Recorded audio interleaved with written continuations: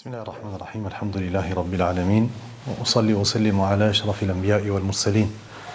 Nabiyina wa habibina Muhammad ibn Abdullah wa ala alihi wa ashabihi wa man sara ala nahjihi ila yawmiddin wa ba'd.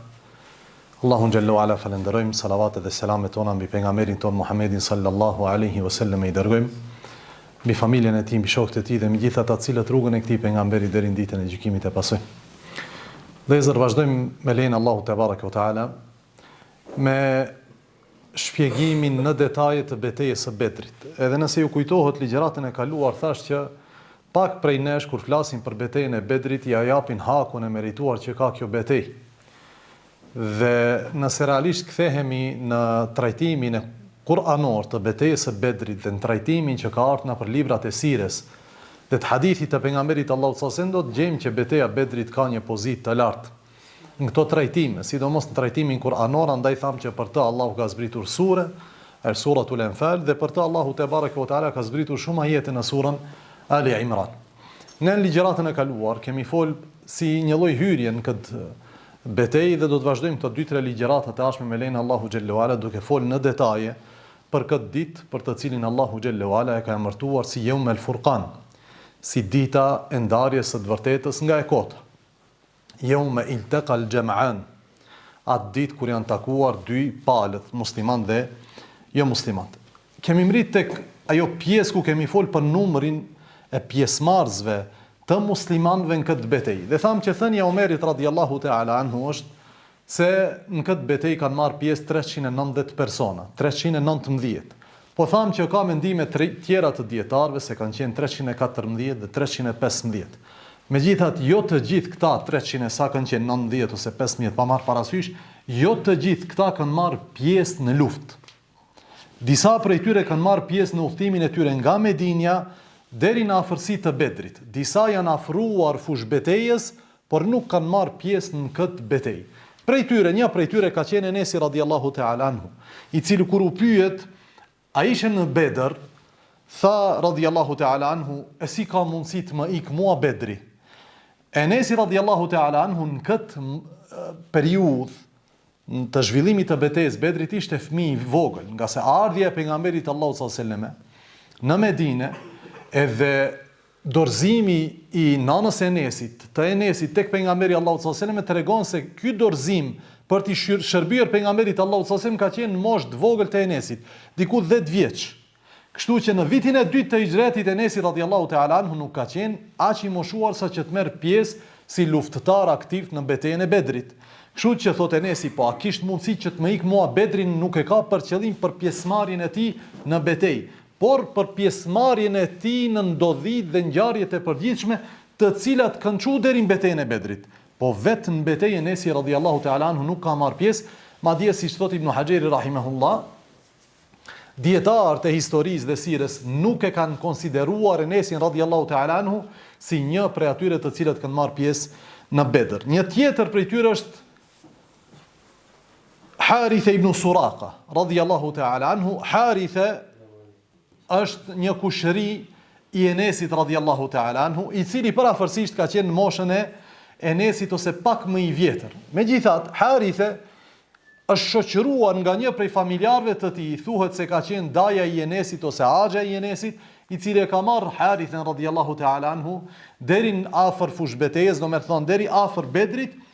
Megjithatë nuk ka pat leje për të marrë pjesë në Bedër për shkak të moshës së tij të vogël. Dhe ka qëndruar anësh, ka shikuar se çfarë ndodhen.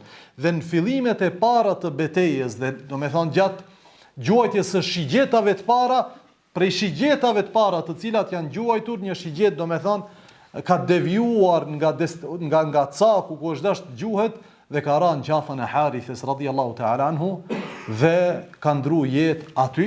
Dhe rasti i Harithes është i njohshëm, do ta tregojmë në fund të betejës së Bedrit, sepse nana e tij, një grua e devotshme, kishte gajle se mos Harith radhiyallahu ta'ala anhu nuk do të jetë i numëruar në mesin atyre të cilët konsiderohen shahida. Andaj ishte e mërzitur derisa i tha pejgamberi Allahut sallallahu alaihi wasallam se Harith është prej shahidëve, madje ka një veçori të veçantë të cilën do ta cekim inshallah taala kur të flasim për shahidat. E sa është numri i saktë i atyre të cilët kanë marrë pjesë në mënyrë aktive në betejë, Ibn Hajeri thot janë 304 ose 305 persona. Ibn Sa'di ka thonë që janë 304, nuk ka përfshirë në to të dërguarin Allahut alayhi salatu wasallam. Të tjerët si El-Waqidi dhe Ibn Hishami ka thënë që janë 305 persona të cilët kanë marrë pjesë në mënyrë aktive në betejën e Bedrit. Po çfarë ka kjo rëndësi? Ka shumë rëndësi vëllezër. Rëndësia pjesëmarrësve në Bedër e para na tregon peshën e këtyre burrave të cilët do të jenë me dërguarin Allahut sallallahu alaihi wasallam në këtë situatë e cila nuk do të jetë as pak e volitshme me kantarin ton materialist. E dyta vëlla, duhet të kuptojmë që jo çdo herë grupet e mëdha dhe me numër të madh dhe me përgatitje të fortë ngadhnjejnë mbi grupe më të vogla në numër, domethënë në numër më të pakët dhe në përgatitje shumë më të dobët. Dhe një prej këtyre rasteve është rasti i betejës së Bedrit. Andaj këta burra janë të veçantë, sikur se tham në ligjëratën e parë kur folën për Bedrin, këta burra janë të veçantë në historinë islame. Madje nuk ka pas hijretit, edhe nuk ka pas pranimit të muhaxhirinëve titull fetar, i cili je shtuar një burri ose një gruaje, këtë rast burra nuk ka një titull fetar si përpos el muhaxhir ose ansari përpos titullit Bedri. Andaj ne themi filani, i biri filanit el Bedri, e ka marrë titullin si një prej atyre të cilët kanë marrë pjesë në Bedër. Për këtë shkak, sa herë që është fol për dikë prej sahabeve, dhe ndoshta ai ka gabuar diçka në jetën e tij private. Është thënë, vallai filani ka bë, por ishte prej atyre të cilët kanë marrë pjesë në Bedër. Do me thonë, Bedri, krahasim me që është përmend këtu, fshin gjithçka që është përmend. Ai është prej atyre të cilët kanë marrë pjesë në Bedër, nga se Allahu ka përmend në mënyrë të veçantë ata të cilët kanë marrë pjesë në betejën e Bedrit. Andaj është e rëndësishme ne ta dimë kush kanë qenë këto burra dhe sa ka qenë numri atyre të cilët kanë marrë pjesë në betejën e Bedrit. Çështje tjetër e cila është tepër e rëndësishme që të njihet vëllezër, është përgatitja e muslimanëve për këtë betejë. Çfarë kanë pat ata me vete për nga ana e përgatitjes? Sepse nëse shohim luftat e arabëve përpara luftave të Islamit, do të gjejmë se plot prej atyre kanë qenë popull të cilët kanë pat histori të lavdishme në luftë. Prej tyre kanë qenë ensarët. Andaj si thot Saad ibn Ubade më duket, nëse s'jam gabim, thot nahnu qaumun subrun fil harbi sidqun inda al-liqa ose sidqun inda al-liqa. Ne jemi popull të cilët janë durimtar në luftë dhe të sinqert në ballafaqim me armikun. Nuk kthejmë asnjëherë, nuk dezertojmë nga betejë dhe bëjmë sabër, pa marrë parasysh rrethanave. Dhe kjo ka qenë karakteristike e ensarëve. Mirë, po nuk kanë qenë vetëm ensarët të cilët janë karakterizuar me këtë gjë. Përpos tyre virtyteve burrnore, ata kanë pat edhe traditë të përgatitjes së tyre ushtarake. Megjithatë, kjo betejë, betejë e Furqanit ose Bedrit, nuk karakterizohet me këtë gjë. Muslimant në aspekt të përgatitjes kanë qenë shumë më dobët se sa pala tjetër. Dhe këtë do ta shohim e para gjë në numrin. Atyre të cilët kanë marrë pjesë, tham se janë 300 e diçka. E dyta, në përgatitjet e mjetit transportues nga Medinja e 150 km deri në Bedër. Ne tham që i dërguari Allahu sallallahu alaihi wasallam kur zgjidhte njerëzit për në betejë, ju tha gjithëve dalin apo si? Si tha? Kush e ka devet ngati? Që do me thonë 319 burra, ose thuj 315 burra, a kanë pat gjithë deve? Jo. Muslimanët kanë pat vetëm 70 deve. Po tamam, thënia e dërguarit Allahut sallallahu alaihi wasallam kush e ka devën le të vjen. Çfarë i bjen? Vetëm ata që kanë deve? Nëse janë vetëm ata që kanë deve, ato janë 70. Po çka mbetet puna me të tjerët? Andaj i dërguari Allahut sallallahu alaihi wasallam ka marr ata të cilët devet i kanë aty, kjo është e para, dhe e dyta ata të cilët janë të pranishëm dhe nuk kanë ndonjë preokupim ose angazhim tjetër. Ti s'ke deve po, çfarë punë ke s'kam? Edhe ti vjen. Nëse don të vije. Nëse don të vjen. Nga se rekrutimi i dërguarit Allahut sallallahu alaihi wasallam për këtë betejë nuk ka qenë rekrutim i imponuar i obligueshëm. Ka qenë rekrutim vullnetar. Kushdo është paraqitur që del në betejë. Por ama je paraqitur dhe nuk e ke mjetin transportues, nuk vjen.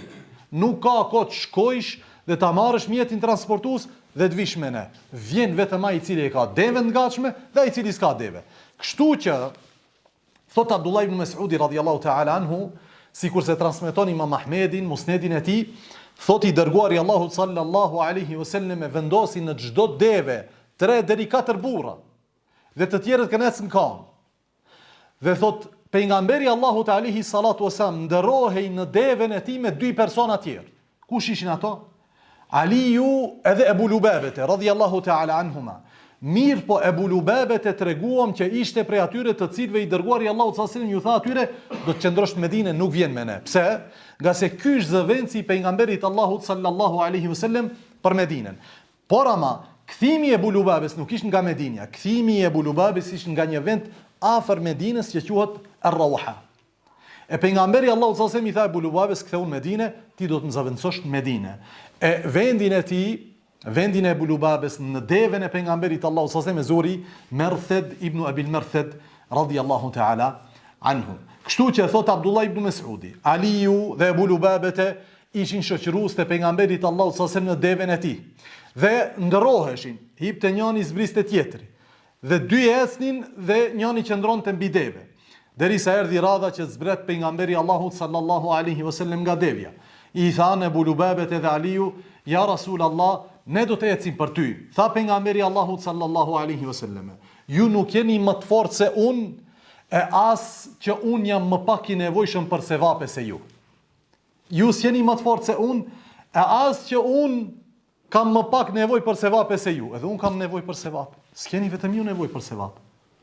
Andaj këtu duket morali i lartë i pejgamberit Allahu sallallahu alaihi wasallam. Ali radhiyallahu ta'ala është edukuar në shtëpinë e pejgamberit Allahu sallallahu alaihi wasallam si me qenë i biri i tij. Nuk e ka thi urdhrin e pejgamberit Allahu sallallahu alaihi wasallam për asgjë. Megjithatë, unë e ti jemi të barabartë. Ani se unë jam pejgamberi Allahut, ndash se jam udhëheqës i këtij shteti, ndash se jam komandanti suprem i kësaj beteje, ndash se jam shumë më i vjetër se ti, ndash se më ke konsideru si bab, ndash se je i martuar me bijën time. Prapë unë do të eci sikur se ecin të gjithë pjesëtar tjerë të ushtrisë së Muhamedit sallallahu alaihi wasallam. Kjo është modestia e pejgamberit Allahut alaihi wasallam. Për këtë çka sot në mesin ton, kur gjejmë respekt të dikujt, ndaj dikujt, duhet kujtojmë një gjë. Nuk gjejmë respekt më të madh se sa respekti i sahabeve për pejgamberin Allahu sallallahu alaihi wasallam, megjithatë as nuk gjejmë modesti më të madhe të dikujt sikurse modestia e pejgamberit Allahu sallallahu alaihi wasallam ndaj vetes së tij dhe sahabëve të tij radhiyallahu ta'ala anhum ejma'in. E nëse dikush do të merr shembulltyr dikë, duhet të merr pejgamberin Allahut alaihi salatu wasallam dhe të merr shembulltyr sahabët e pejgamberit Allahut sallallahu alaihi wasallam. Për atyre të cilët ishin me një deve dhe i ndronin në rolet e qëndrimit mbi deve dhe të ecmes, ishin me një deve Abu Bekri, Omeri edhe Abdurrahman ibn Aufi, radhiyallahu ta'ala anhum ejma'in. E paramendon ta kesh me një deve koleg Abu Bekrin ose Omerin ose Abdurrahman ibn Aufin, që të 3 prej 10 përgëzuarve me xhennet, që të 3 ndër prijësit më të mëdhej sahabëve të pejgamberit Allahut alaihi salatu wasallam, që të 3 shokë të afërt të pejgamberit Allahut sallallahu alaihi wasallam, dhe secili prej tyre veçohej me diçka të cilën nuk e kishte ai tjetri. Prej tjerëve po ashtu ishte me një deve Hamza Zeid ibn Harithe, i biri i adoptuar i pejgamberit Allahut sallallahu alaihi wasallam, të kaluarën edhe një sahabi tjetër Ebu Kepshe te Maulan Nabi sallallahu alaihi wasallam, Ebu Kepshe shërbetor për shërbetorëve të pejgamberit Allahut sallallahu alaihi wasallam. Por ama vëllezër, në këto 70 deve, sa kalorës kishin muslimanët? Sepse kalorësia në atë kohë ka qenë tepër e vlefshme. Kur jemi të folë për kalorësit, jemi të folë për atë njësit i cili futet në këmbësori me shpejtësi të madhe dhe i bjen këmbësoris duke shpartaluar atë, dhe me këtë krijohet huti dhe kaos në mesin e ushtrisë armikut. Kështu që ishte paramenduar që pejgamberi Allahut sallallahu alaihi wasallam kishte investuar shumë në këtë aspekt të ushtrisë. Megjithatë s'duhet haruar një gjë. Kjo ushtri, kjo tërësi e këtyre burrave në esencë nuk ishte çfarë? Nuk ishte ushtri. Nga se nuk kishte dalë për betejë. Muhabeti për betej është bë pas daljes së tyre nga Medinja, jo pas i kanë mri atje. Këtë e treguam, nga se Allahu xhelle xhelaluhu ka thënë Kur'an kema akhrajaka rabbuka min baytika bil haqq wa inna fariqan min al mu'minina lakarihun. Sikurse të ka nxjerr Allahu me të vërtetën nga shtëpia yte, por ama një grup prej besimtarve lakarihun, nuk ju pëlqen kjo gjë. Çfarë s'ju pëlqen? Se do shkojnë ta marrin karavanin? Jo, nuk ju pëlqen ideja se ne nuk kemi dalë për luftë, megjithatë ka mundësi që të bëjmë luftë. Kjo s'na pëlqen. Ka'annama yusaquna ila al-maut wa hum yanzurun. Allahu thot si kurse dikush i kreh drejt vdekjes duke e pa ata me sytë e tyre vdekjen. Deri në këtë drejtë ju ka pëlqyer ideja se ne mund të takohemi me armikun. Në mesin e tyre janë këta burra vëllezër. Në mesin e tyre janë këto burra të cilat i përmendëm. Andaj Allahu thot wa inna fariqan min al-mu'minin, një grup prej besimtarëve atyre nuk ju pëlqente ideja e ballafaqimit me armikut me një njësit i cili nuk meriton titullin ushtri. Kamësoria është e dobët me armatim. Numri i deveve nuk mjafton për transportuar gjithë ushtrin 150 km nga Medinja dhe nuk kemi kalorësi. Sa kuaj kemi? 1. Disa prej dietarëve kanë thënë 2. Mirë, po ajo që është transmetuar është se vetëm Miqdadi radhiyallahu ta'ala anhu ka qenë në kal dhe asnjë tjetër prej sahabëve nuk ka pat kal. Miqdad ibn Amr ose Miqdad ibn al-Aswad radhiyallahu ta'ala anhu, një prej sahabëve të afërt me pejgamberin Allahu sallallahu alaihi wasallam dhe një prej shokëve të Aliut radhiyallahu ta'ala anhu. Dhe do ta shohim se Miqdadi realisht ka qenë një prej prijesve në betejën e Bedrit, sikurse do ta përmendim pak më vonë. Për këtë shkak duhet kuptohet kjo gjë.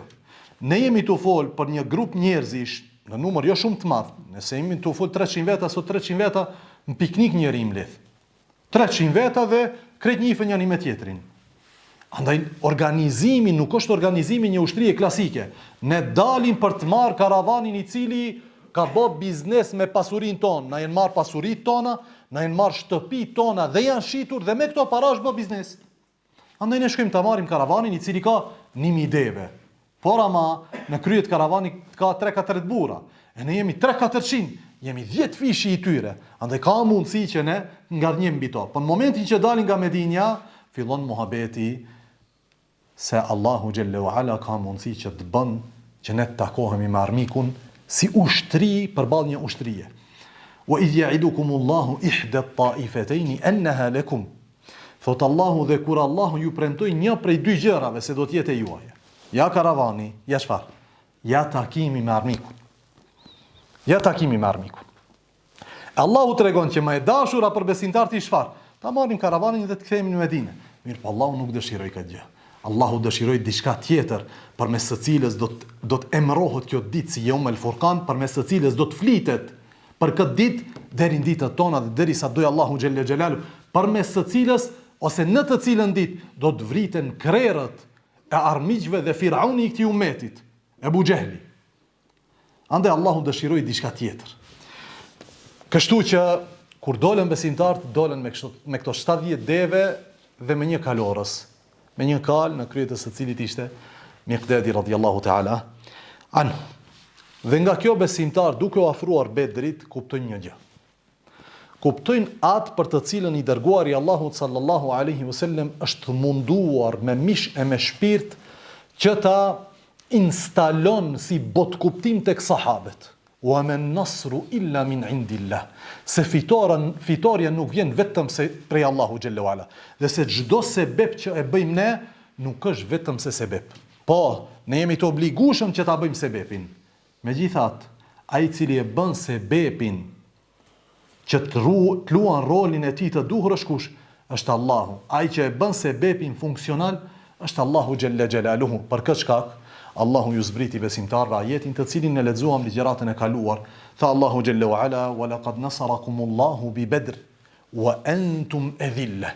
Allahu ju pat ndihmuar juve në Bedër duke qenë ju adhilla. Fjala adhilla dietarët e tefsirit e kanë komentuar si të pakët në numër, me përgatitje jo të mjaftueshme dhe të poshtruar nga ana e armikut. Hajde se janë kur gjatë. Pak janë. Wa antum adhilla. Pak janë në numër. Armiku kur është 1000 ju, shef juve 300, Thot, po ne I ham këto për një ditë, o vëlla. Për një ditë. Andaj thot Allahu, walaqad nasarakumullah. Kush ju ka ndihmu? Numri juaj, burnia juaj, trimëria juaj, ju ka ndihmuar Allahu xhelle xhelaluhu në ditë kur ju keni qenë të pakët në numër. Andaj vazhdon Allahu dhe thot, fattaqullaha la'allakum tashkurun. Andaj jini devotshëm ndaj Allahut që të bëheni falënderues. Ajeti lidh dy gjëra në fund të ajetit, janë dy çështje tepër të rëndësishme. Fattaqullaha la'allakum tashkurun. Jini devotshëm që të bëheni mirënjohës dhe falënderues. Me fjalë tjera, nuk ka mundësi që të bëhet falënderues dhe mirënjohës vetëm se njeriu I cili synon devotshmëri. Përndryshe, çdo kush I cili s'ka devotshmëri dështon këtë pikë. Dhe kështu e gjen mesin e njerëzve. Njeri më pak mirënjohës ndaj njerëzve, më pas ndaj Allahut është kush?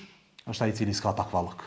Mos prit prej tij falënder, mos prit prej tij mirënjohje, mos prit prej tij që ai të ta di pozitën tënde për të mira që ja ke bati. Pse?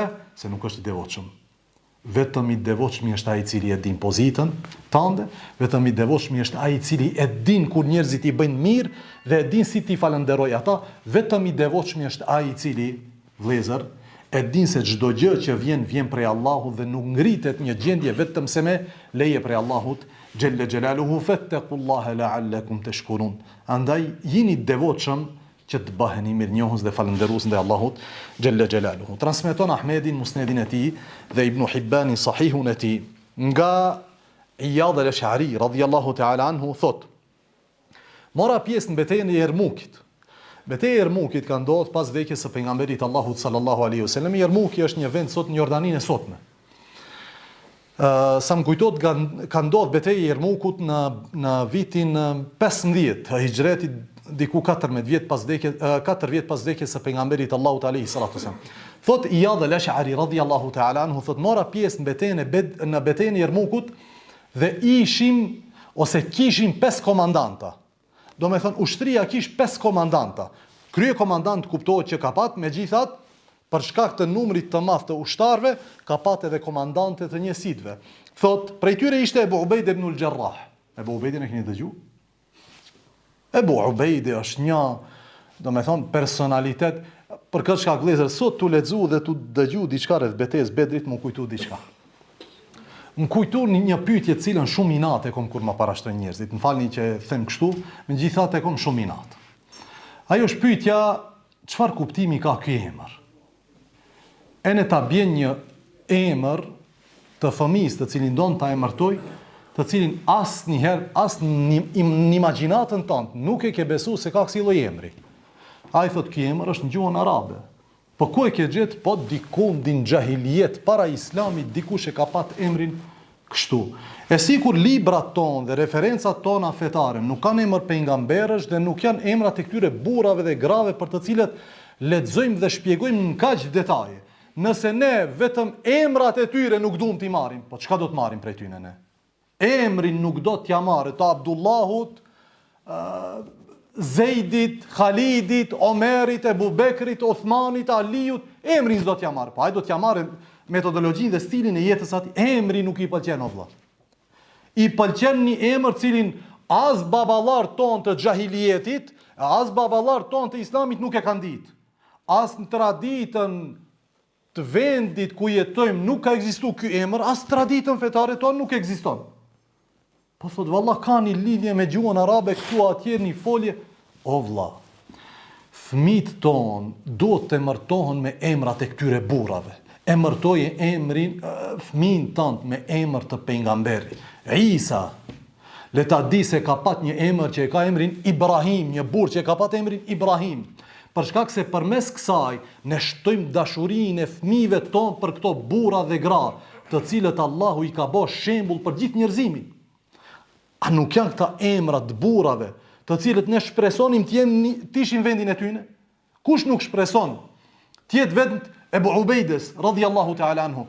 Ju e dini që një ditë prej ditëve Omer, radhiyallahu ta'ala anhu, ishte për rreth Qabes, I ulur me disa prej krerët e Kurejshve prej besimtarve. Dhe tha, temenneu, jalla, shpresoni diçka. Tha, çfarë të shpresojmë? Tha, po shpreso çfarë dush, muhabet jena tu bë. Gjë shpreson. E tha njëri, unë shpresoj të kem kaq e kaq pasuri, e ta shpenzoj për hir të Allahut. Ai tjetri tha, unë shpresoj të kem kaq e kaq kështu. Tha, temen ente ja emira al-mu'minin. Tha, shpreso ti o emira al-mu'minin. Omerit i thot. Ti e fillove lojën. Hajta shti fol. E tha emira al-mu'minin Umar ibn al-Khattab radhiyallahu ta'ala. Tha, shpresoj të kem në këtë mexhlis, në këtë vend. Çfarë sa ze vendi? Burra sikurse Abu Ubeida radhiyallahu ta'ala. Burra. Njerëz neve na duan. Burra na duan. Po fatkeqësisht ne jetojmë në kohë ku ne pretendojmë pasimin e këtyre burrave, po sendin më të thjeshtë të tyne, sikurse është emri në sfadon. Jo. Abu Bekr, a ve dikush emër Abu Bekr? Jo, vlla. Omer, demode është, po çdo i dyti Omer është. Muhammed, jo vlla. Secili ka Muhammed shtëpinë e tij. Vallahi me pat secili ka 10 Muhameda. Ne duhet krenohemi se ne kemi fëmijë Muhammed që e ka emrin. Me pat secili ka 10 Abdullaha. Ne duhet krenohemi se njerëzit më të mirë janë emërtuar me këta emra. Po vlla. Kështu mbahet gjallë për kujtimin ndaj këtyre burrave. Dhe kështu mbahet gjallë rruga dhe suneti i këtyre burrave, e cila ishte rrugë dhe suneti i pejgamberit Allahut sallallahu alaihi wasallam. Tha Iyad al-Ash'ari radhiyallahu ta'ala anhu, kishin 5 komandanta. Në krye të tyre ishte Abu Ubaid ibn al-Jarrah radhiyallahu ta'ala. I dyti ishte Yazid ibn Abi Sufyan. I treti ishte Khalid ibn al-Walid. I katërti ishte Shurahbil ibn al-Hasan dhe i pesti ishte Iyad ibn al-Ghanam. Radhiyallahu anhum wa ardahum ajma'in. Thot Iyadi radhiyallahu anhu. Mirë po Omeri shkroi një letër. Dëgjoj Omerin radhiyallahu. Omeri shkroi një letër ku na thoshte neve, ushtarëve, tash ju drejtohet ushtrisë, ju të cilët i keni këto 5 komandantë. E ke Abu Ubeidin dhe Khalidin, apo? Kush ka Abu Ubeidin dhe Khalidin, prej çka friksohet? Humbjes në betejë prej armikut. Khalidi radhiyallahu ta'ala, i cili është një ndër strategët më të njohur të historisë së njerëzimit, jo historisë islam. Thot Omeri radhiyallahu ta'ala anhu, unë po ju tregoj për atë që jep ndihmë më madhështore dhe ushtri më të fortë. Ai është Allahu xhalla xhelalu. Çu thot Omeri? Lini këto burra dhe emrat e këtyre. Unë po tregoj për diçka që të jep fitore të vërtet dhe ndihmë të vërtet. Ai është Allahu xhalla xhelalu. Vazhdon Omeri dhe thot: kërkojeni ndihmën e tij, sepse Muhamedi sallallahu alaihi wasallam u ndihmuan Bedër me një numër më të vogël se sa numri që keni ju. Dhe lexoi fjalën e Allahut: laqad nasarakumullahu bi Bedrin wa antum adillah. Allahu ju pat ndihmuar në Bedër kur ju ishit pak në numër. Thot Ibn Kathiri rahimahullah, dhe fjalën e tij ose thënien e tij du ta lexoj për këtë çka klypi prej jush 2 gjëra: sabër dhe pak vëmendje.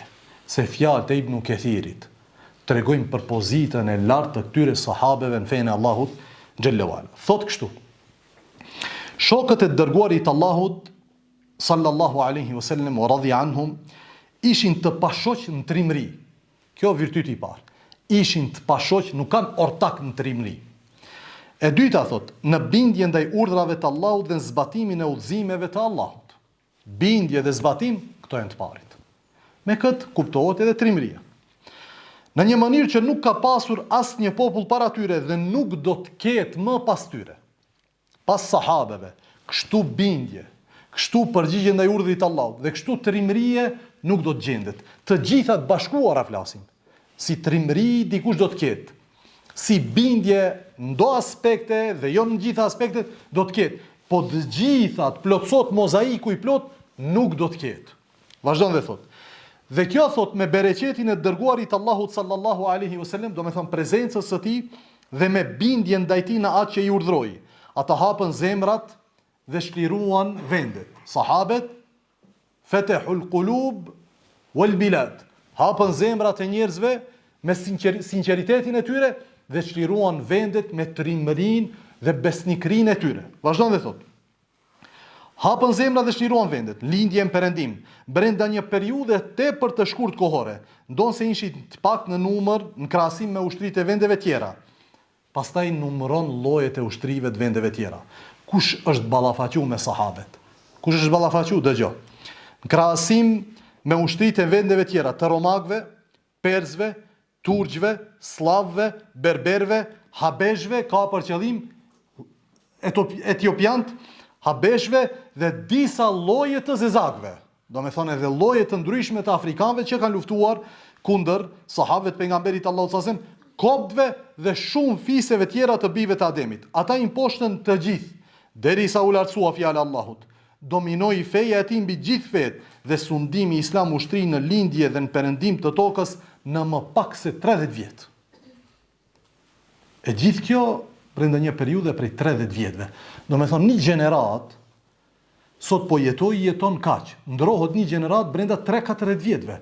Një gjenerat e ka pa këtë me sy gjithën, që arabët jenë më të poshtruarit, më të nënçmuarit, më me, do me thonë, nënçmuar nga gjithë palët, as kush si ka zonë arab kur gjanë. Për 30 vite këta njerëz kanë sunduar gjithë dynjan.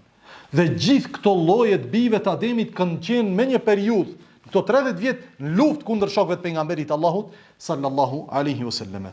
Thot Ibn Kathiri, fa radiyallahu anhum, Allahu qoftë i kënaqur me gjithë ata, dhe na bashkoft neve me ta në shoqërinë e tyre. Thoni amin. Ai është bujar dhe dhurues i madh, Allahu xhalla xhelaluhu. Allahu na bashkoft me këto sahabe në Firdaus el-Ala. Megjithatë, ata patën këto 3 cilësi ose këto 3 virtyte të cilat i potencon Ibn Kathiri në fillim të këtij fjalimi.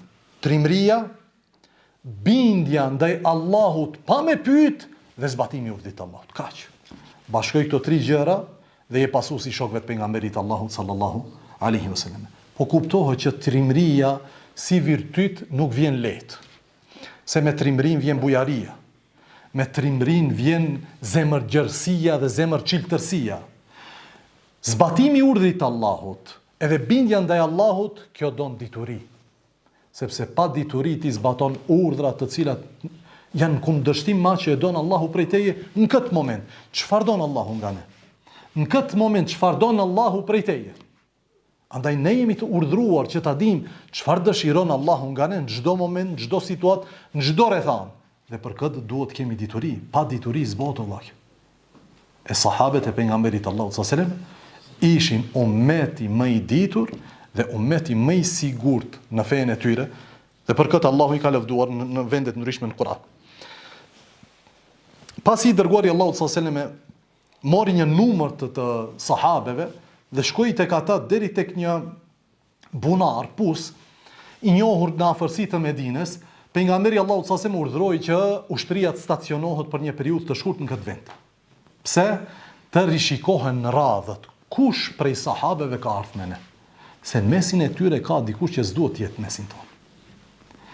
Andaj rishikimi i radhëve do të ketë në ta rishikim të moshës së pjesëmarrësve në betejë.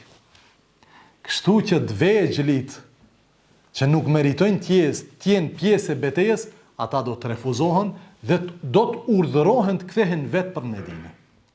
Dhe kështu pejgamberi Allahu sallallahu alaihi wasallam urdhëroi që të mlidhen gjithë dhe një nga një secilit paraqitet përpara të dërguarit Allahut sallallahu alaihi wasallam. Transmeton Buhariu rahimahullah sahihun e tij nga El-Bara ibn Azib radhiyallahu ta'ala anhu, i cili thotë që pejgamberi Allahu sallallahu alaihi wasallam rreshtoi sahabët një nga një dhe secili u paraqit përpara të dërguarit Allahut alaihi salatu wasallam. Dhe filloi që t'i refuzon nga pjesëmarrja disa prej tyre për shkak se u konsideruan tepër të rinj. Prej tyre El-Bara ibn Azib, transmetuesi i hadithit, Usama ibn Zeid, Abdullah ibn Umar, Rafi ibn Khudejq, Usaid ibn Zuhair, Zaid ibn Arqam dhe Zaid ibn Thabit. Të gjithë këta u refuzuan. Asnjëri prej tyre nuk ju dha leje që të merr pjesë në betejën e Bedrit. Mosha e tyre ishte nga 13 maksimum 15 vjet. Nga 13 deri 15 vjet. Me trup, me shtat ishin të mëdhej, mirë po me vite ishin të ri. Kështu që i dërguari Allahu sallallahu alaihi wasallam nuk pranoi pjesëmarrjen e tyre në Bedër. Transmetohet që mesin e tyre ishte një djalosh, i cili nuk i kishte 16 vite të plota. Ishte vllau i Sa'd ibn Abi Waqasit, emri i së cilit ishte Umeir. Thot Sa'di radhiyallahu ta'ala anhu, e pash Umeirin vllaun tim në mesin e ushtrisë duke u fsheh. Dhe i thash, o vllajim, çka ke? Tha, kam frikë mos të më sheh i dërguari Allahu sallallahu alaihi wasallam dhe të më refuzon sikur se i ka refuzuar ata të tjerët. Dhe më pas thot pejgamberi Allahu sallallahu alaihi wasallam urdhëroi që secili prej nesh të paraqitet përpara atij individualisht. Kështu që erdhi Umeri përpara pejgamberit Allahut sallallahu alaihi wasallam. Dhe thot, qëndroi përpara atij dhe i dërguari Allahu sallallahu alaihi wasallam refuzoi. Tha, edhe ti bashkë me ata. Thot Saadi radiallahu ta'ala anhu, qajti Umeri aq shumë derisa i dërguari Allahu sallallahu alaihi wasallam e pranoi prap. Tha, hajde. Ti je pak më i vjetër, edhe më shumë insiston se këta. Që tregon se disa njerëz në kërkimin e disa gjërave janë më persistent, janë më të vendost. Dhe ju jepet atyre diçka që s'ju jepet të tjerëve. Apo me i thon dikujt ktheu, thot tamam. Njeri një herë merr vesh, ktheu. A s'është ashtu? Mirë, po në punë të hajrit s'bën të merret vesh me një herë. Edhe pse këtu jemi tu fol për kë? Për dërguarin Allahut alayhi salatu wasalam. Por çështja është çështje jo e prerë. Me qenë urdhër i prerë tamam. Ka thoni i dërguari Allahut sallallahu alaihi wasallam, andaj filloi qaj Umeri, derisa pejgamberit Allahut sallallahu alaihi wasallam i erdhi keq. Edhe i tha, bashkangjitju ushtrisë. Tregon Saadi radhiyallahu ta'ala anhu, unë thot ja lidhja ripin e shpatës për shkak moshës së vogël. Zdinte Umeri që as shpatën e tij ta lidhe. Mirë, po kur i thot Saadi i thot pse qan? Thot qaj nga se kam dëshirë që dal me dërguarin Allahut alayhi salatu wasalam, a ai po më refuzon. Ndërsa unë kam dalë ndoshta Allahu ma bën rësk shahadetin. Ndoshta Allahu ma bën rësk shahidllokun. Dhe kur e themin e këtë për një djalosh 16 vjeç, kjo për ne është tepër e çuditshme. Shumë është e çuditshme. E dini pse? Se ne jemi zhytur në ideologji materialiste e cila nuk mund të kape që njeriu jeton me dy kamp të tija dhe me zemrën e tij në dynja, po synim e ka vetëm ahiretin. Nuk na ka për neve kjo. Megjithatë tek sahabët kjo ka qenë normal. Pse qanë qaj për këtë? Tamam, shohim. Dhe pejgamberi Allahu sallallahu alaihi wasallam e shef sinqeritetin e tij në atë që e dëshiron, dhe se lotët e tija nuk janë lotë të cilat thjesht duhet t'i lëmë që derdhen ashtu. Kur ka mundësi që ti përgjigjemi kërkesës së tij. Andaj pejgamberi Allahu sallallahu alaihi wasallam i thot Umerit, vazhdo me ne në këtë betejë. Dhe vazhdon Umeri radhiyallahu ta'ala anhu dhe thot Saadi u vra në betejën e Bedrit. Dhe në atë kohë thot Saadi Ibn Abi Waqas, Umeri i kishte 16 vjet. Ky Umer, e dini prej gasht? Është i Mekës, nuk është i Medinës, është vllai i Saadit. Saadi është një nga 10 përgëzuarit me xhennet. Dhe ky është shoku i vllaut të tij në Islam. Që fëmijë e ka pranuar dinin e Allahu xhelle xhelalu dhe e ka kuptuar rëndësinë e qenët bashkë me pejgamberin Allahu sallallahu alaihi wasallam dhe në rastet dhe në situatat më të vështira. Andaj e ka shoqëruar pejgamberin Allahu sallallahu alaihi wasallam dhe Allahu ja ka mundsuar që ta gjen atë të cilën e pat lypur kur kishte dalë për në betejën e Bedrit. Më pas i dërguari Allahu sallallahu alaihi wasallam fillon që ta ndaj komandën e ushtrisë. Do me thonë, pasi është stacionu ushtria, thjesht bëhen dorënditje të ushtrisë se tashmë muhabeti për takimin me armikun është aktualizuar dhe gjithë këta 300 e sa burra janë duke ditë se ne ndoshta do të takohemi me armikun dhe do të bëhet një rënditje logjike të një ushtrie normale sikur se gjitha ushtrit tjera. Kështu që pejgamberi Allahu sallallahu alaihi wasallam bën një flamur dhe flamuri i tij ishte flamuri bardh. E treguam që flamuri i dërguarit Allahut alayhi salatu wasallam ishte flamur i bardh. Dhe flamurin më të madh pejgamberi Allahu sallallahu alaihi wasallam do t'ja jep kujt? Ambasadorit të parë të Islamit Medina është Mus'ab ibn Umairit radhiyallahu ta'ala, një prej djelmoshave më të bukur, më të pashëm, më inteligjent dhe më burrave të Qurayshve. Mus'ab ibn Umair radhiyallahu ta'ala anhu, ndërsa ushtrinë më pas do ta ndajnë dy njësitë më të mëdha dhe në çdo njësit do të jep çfarë? Do të vendos nga një komandant. Andaj do të bëhet njësiti i muhaxhirinëve dhe njësiti i ansarëve. Në numër jo të barabartë. Ne treguam që ansar do të jenë në numër 3 fishi i muhaxhirinëve. Dhe në krye të njësitit të muhaxhirinëve do të vendos kë Aliun radhiyallahu ta'ala anhu. I ri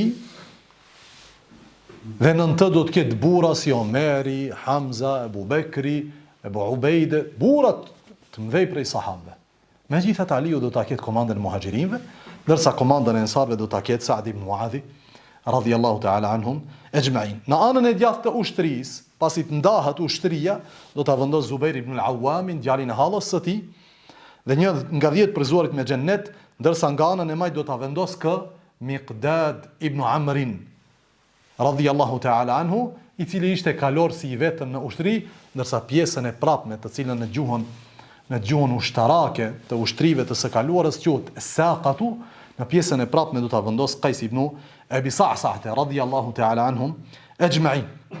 Dhe secili prej këtyre komandantëve ose nën komandantëve do të ketë një lloj flamuri dhe do të dihet se ky është komandant i ushtrisë e cila është nën komandën e këtij njeriu. Kështu që do të ndahet ushtria thjesht si para përgatitje ushtrisë, se ne ka mundësi që të takohemi me armikun. Ndërkohë, nuk duhet të harrojmë një gjë. Nuk duhet të harrojmë që kjo betejë ka ndodhur në cilën ditë? Ditën e 17 Ramazanit. Kështu që musliman në Ramazan çfarë bëjnë? Dhe kjo është viti i parë i agjërimit të obligueshëm. Sa agjërimi u zhbë obligim në këtë vit. Atëherë këta musliman çfarë do të bëjnë? Këto do të aprishin agjërimin. Me urdhër të pejgamberit Allahut sallallahu alaihi wasallam. Kështu që tregon Omeri radhiyallahu ta'ala anhu, thot luftuam me dërguarin Allahut alaihi salatu wasallam në 2 betejë gjatë Ramazanit, në ditën e Bedrit dhe në ditën e Shirimit të Mekës, dhe në të dyja ne e prishëm agjërimin. Dhe ndër argumentet më të forta se agjërimi është prishur në këtë ditë është rasti i një sahabiu të njohur, emri i së cili është Umer ibn al-Hammam al-Ansari ose ibn al-Hammam al-Ansari radhiyallahu ta'ala anhu, ku pejgamberi Allahut sallallahu alaihi wasallam e rëndiste ushtrinë e tij dhe ju thoshte ushtarëve duke i stimuluar për takimin me armikun: Qumu ila al-jannati 'arduha 'ardu as-samawati wal-ard. Çohuni, shpejtoni drejt xhennetit, gjerësia e së cilit është sa gjerësia e qiejve dhe tokës. E tha ky sahabe radhiyallahu ta'ala anhu, ky Umair, tha ja Rasulullah, jannatun 'arduha as-samawati wal-ard. Xhenneti ka këtë gjerësi, gjerësinë e qiejve dhe tokës? Tha pejgamberi Allahu sallallahu alaihi wasallam, bela. Po, ky është xhenneti. Gjerësia e tij është sa gjerësia e qiejve dhe tokës. E ki Umer ibn al-Hammam radhiyallahu ta'ala anhu kishte 2 hurma në duart e tija, të cilat ishte përgatitur që t'i haj përpara betejës. Dhe shikoi duart e tija dhe hurmat në duart e tija dhe tha bakhin bakhin. Fjala bakhin bakhin është thënie të cilën arabët e kanë thonë gjatë qejfit të madh ose kënaqësisë, kur kanë dëgjuar dhe kanë pa diçka madhështore, si me thonë ne, sa e mirë o kjo. Ka thonë bakhin bakhin, thot i hudhi ato hurma dhe ju vërsul armikut dhe ra shahid radhiyallahu ta'ala anhu. Dhe kjo është një prej argumenteve se i dërguari Allahut sallallahu alaihi wasallam i pat urdhëruar sahabet për prishjen e agjërimit në betejën e Bedrit. Unë ndalemi këtu, do të vazhdojmë inshallah ta'ala në ligjëratën e ardhshme me përgatitje të palës së tjetër për të marrë pjesë në betejë dhe me arritjen e muslimanëve në Bedër dhe çfarë rrethana dhe në çfarë situate do të bjen i dërguari Allahu sallallahu alaihi wasallam përpara fillimit të betejës së Bedrit. Wa akhiru da'wana alhamdulillahi rabbil alamin.